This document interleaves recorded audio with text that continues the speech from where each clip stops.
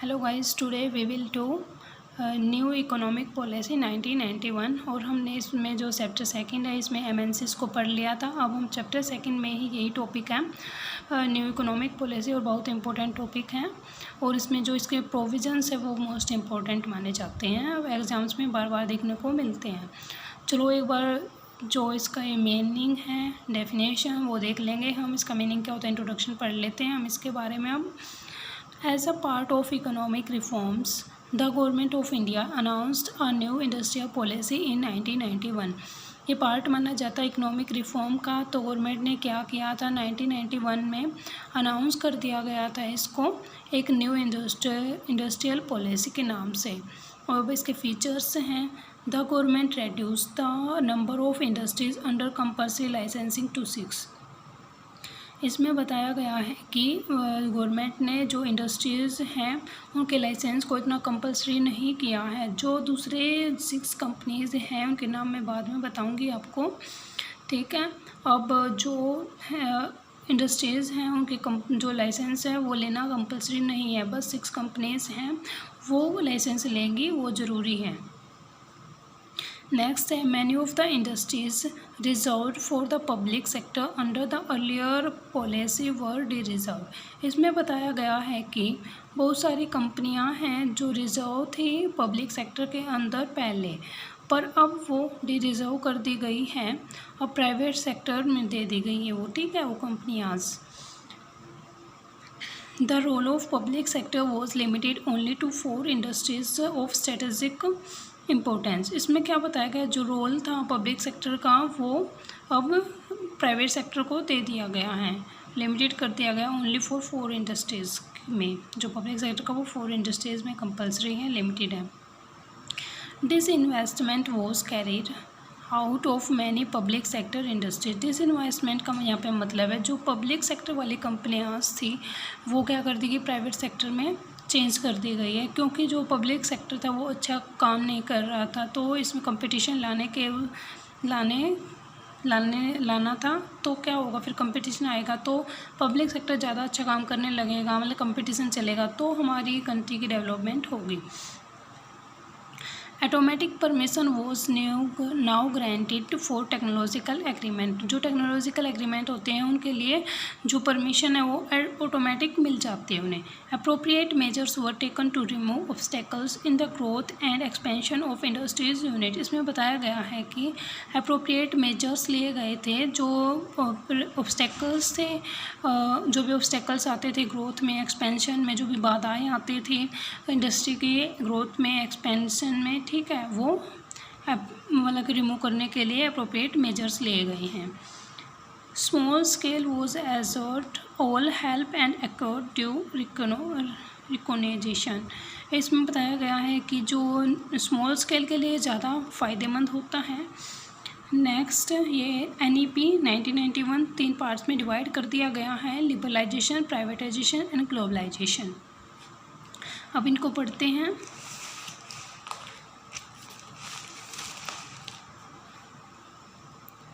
देखते हैं लिबरलाइजेशन होता क्या है। The economic reform that were introduced were aimed at liberalising the Indian business and industry from all unnecessary control and restrictions. Liberalisation का meaning होता है फ्रीडम। तो इसमें क्या बताया गया है, जो एम किया गया था अननेसेसरी कंट्रोल और रेस्ट्रिक्शन को हटा दिया जाएगा, ठीक है। नेक्स्ट है, जो लाइसेंस थे वो हटा दिए जाएंगे, एंड कर दिए गए हैं, बस वो किस पे रहेंगे, 6 कंपनीज पर ही रहेंगे। वो ये liberalization of Indian industry has taken with respect to fixing freedom in fixing the price of, मतलब फिक्स कर सकते हैं अपने आप गुड्स एंड सर्विसेज के प्राइस को। रिमूव कर दिए गए हैं restrictions on the movement of goods and services. जो गुड्स एंड सर्विसेज की मूवमेंट होती थी उन पे रेस्ट्रिक्शंस थे जो वो भी हटा दिए गए हैं, कोई रेस्ट्रिक्शन नहीं लगेगा। एक्सपेंशन और कॉन्ट्रैक्शन में, एक्सपेंशन होता है मतलब कि बढ़ाना, कॉन्ट्रैक्शन होता है मतलब अपने बिजनेस को कम करना। रिडक्शन इन टैक्स रेट, जो रिड्यूस कर दिए गए हैं जो टैक्स की रेट्स थी। सिंप्लीफाइंग प्रोसीजर, सिंप्लीफाई मतलब सिंपल प्रोसीजर कर दिया गया है इंपोर्ट और एक्सपोर्ट का। ज़्यादा मतलब कि यहाँ पे साइन करो वो करो, बहुत सारी फॉर्मेलिटीज़ होती थी तो वो हटा दी गई हैं। Making it easier to attract foreign capital and technological to India, बहुत ईजी बना दिया गया है अट्रैक्ट करना फॉरेन कैपिटल को, टेक्नोलॉजी लेके आना इंडिया में। नेक्स्ट है प्राइवेटाइजेशन। प्राइवेटाइजेशन का मतलब क्या होता है? The new set of economic reform aimed at giving greater role to the private sector in the nation building process and reduced role of the public sector. इसमें बताया गया है जो इकोनॉमिक्स रिफॉर्म ने एम किया है जो प्राइवेट सेक्टर को ज़्यादा महत्वता देना और रेड्यूस कर दी गई है पब्लिक सेक्टर वाली। ठीक है, पब्लिक सेक्टर को प्राइवेट बना दिया गया है। अब आप देख सकते हो रेलवे में भी प्राइवेट सेक्टर आ गया है। Next one is this was reversal of development strategy pursued, क्या लिखा है, pursued so far by the Indian planners. तो पहले क्या सोचते थे हम, जो पब्लिक सेक्टर है वो ज़्यादा अच्छा काम करेगा, पर नहीं किया उसने अच्छा काम, तो फिर हमने प्राइवेट सेक्टर को काम दे दिया जो पब्लिक सेक्टर का काम था। नेक्स्ट,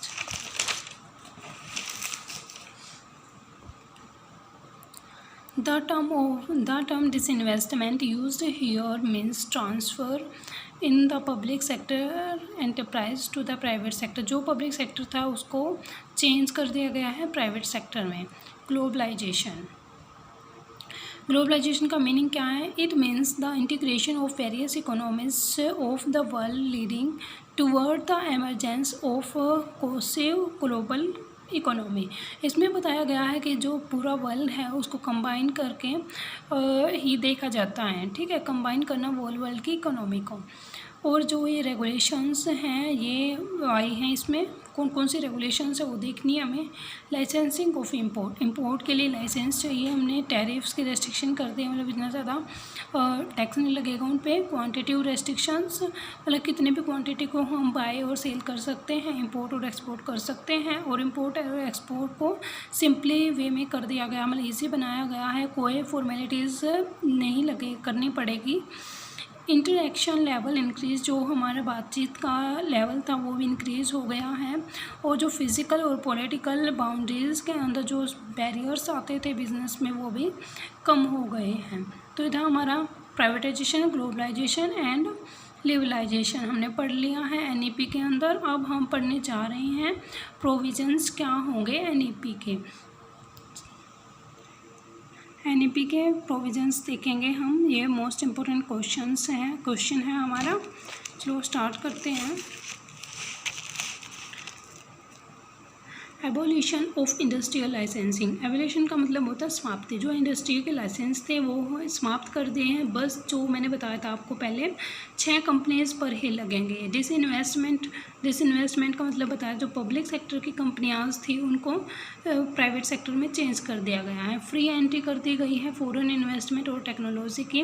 लिबरलाइजेशन आपने पढ़ लिया, ग्लोबलाइजेशन पढ़ लिया। अब दोबारा देखते हैं इनको। एबोलिशन ऑफ इंडस्ट्रियल लाइसेंसिंग, इसका मतलब क्या होता है? जो समाप्त कर दिए गए इंडस्ट्री के license. The new industrial policy abolished industrial licensing export for certain industries related to security and strategic concern, social reasons and product of hazardous nature.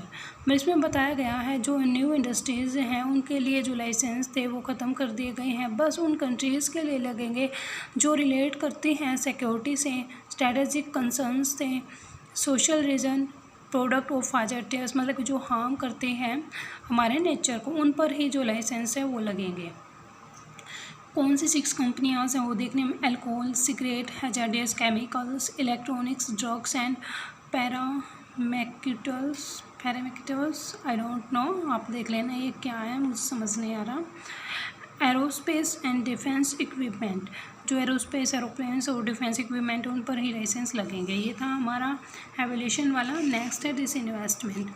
It refers it refers to converting the public companies into the private companies, public sector को private sector में change करना। As of now, only 3 industries are reserved for public sector such as atomic, जो public sector के लिए कौन कौन सी हैं, बस ऑटोमिक है, मिनरल्स हैं और रेल ट्रांसपोर्ट भी अब आ ही गया। बस 2 इंडस्ट्रीज़ बची हैं, कौन कौन सी हैं, ऑटोमिक और मिनरल्स वाले जो पब्लिक सेक्टर में, और सभी के सभी प्राइवेट कर दिया गया है। Next one is free entry of foreign investment and technology. Only of the major objective of new industrial policy 1991 is है ना ये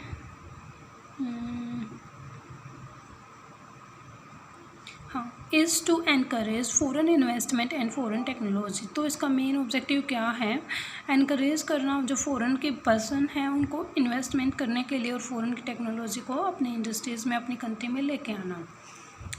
लिबरलाइजेशन का मतलब था freedom. It is process of removing all trade barriers to promote international trade. International trade करने के लिए जो भी बैरियर्स आते हैं उनको रिमूव करना। In other words, giving more freedom to traders, industrialist and exporters and importer to do business. मतलब कि ज़्यादा फ्रीडम देना किसको, ट्रेड करने वालों को, इंडस्ट्री वालों को, एक्सपोर्ट और इम्पोर्ट करने वालों को।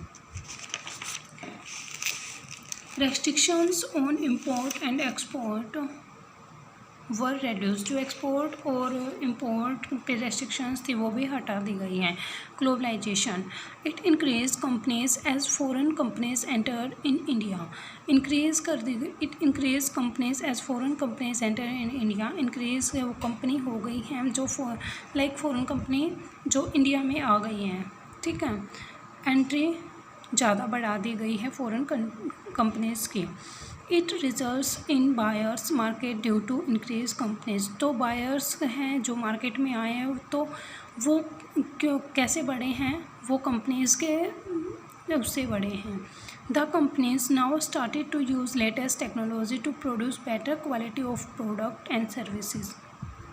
कंपनीज़ ने स्टार्ट कर दिया गया है लेटेस्ट टेक्नोलॉजी का यूज़ करना बेटर क्वालिटी के प्रोडक्ट बनाने के लिए। It results in development of human resources because new market require people with greater commitment and hard working. इसमें बताया गया है ये रिज़ल्ट देता है डेवलपमेंट, ह्यूमन रिसोर्सेज के डेवलपमेंट करने में, क्योंकि जो न्यू मार्केट की रिक्वायरमेंट है वो बढ़ गई है और इससे क्या हो गया है, जो पीपल हैं वे अच्छे आए हैं, हार्ड वर्किंग पीपल हैं, मोर एम्प्लॉयमेंट अपॉर्चुनिटी क्रिएट की गई है और फॉरेन इन्वेस्टमेंट इंक्रीज हुआ है इंडिया में। ये था हमारा ग्लोबलाइजेशन।